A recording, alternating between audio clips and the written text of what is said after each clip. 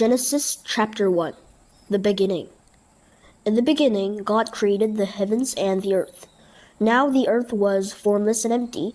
Darkness was over the surface of the deep, and the Spirit of God was hovering over the waters. And God said, "Let there be light." And there was light. God saw that the light was good, and he separated the light from the darkness.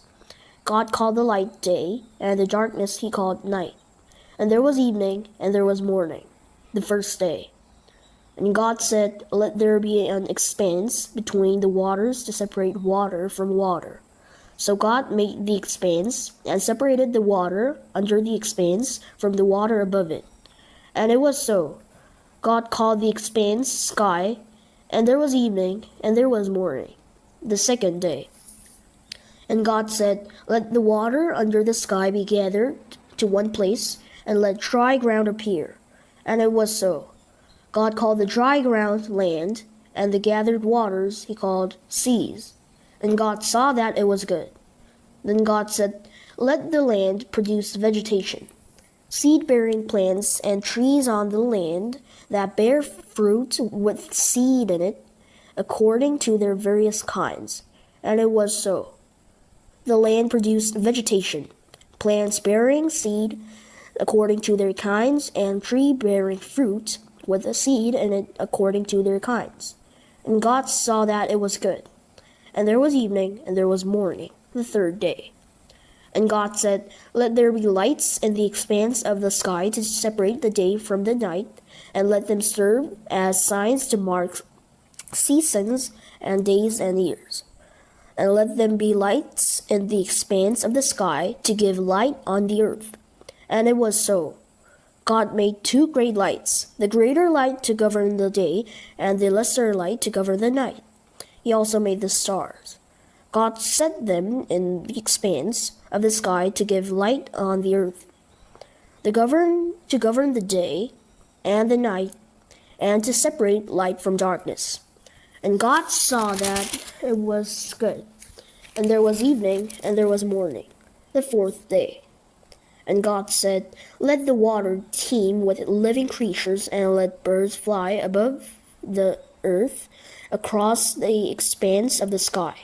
So God created the great creatures of the sea, and every living and moving thing with which the water teems, according to their kinds, and every winged bird according to its kind. God saw that it was good.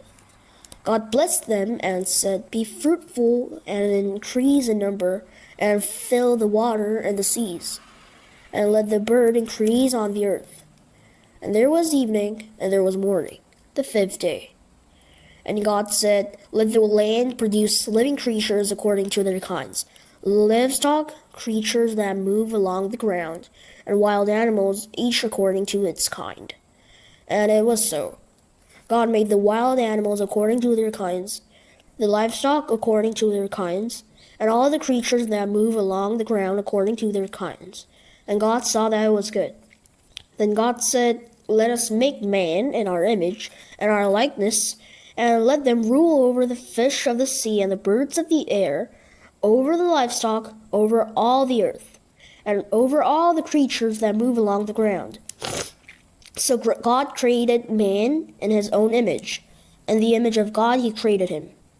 Male and female he created him.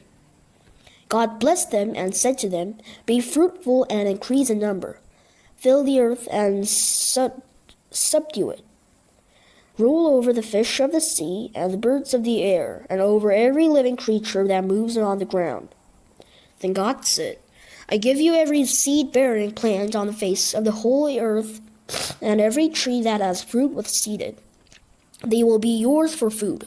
And to all the beasts of the earth, and all the birds of the air, and all the creatures that move on the ground, everything that has the breath of life in it, I give every green plant for food." And it was so. God saw all that he had made, and it was very good.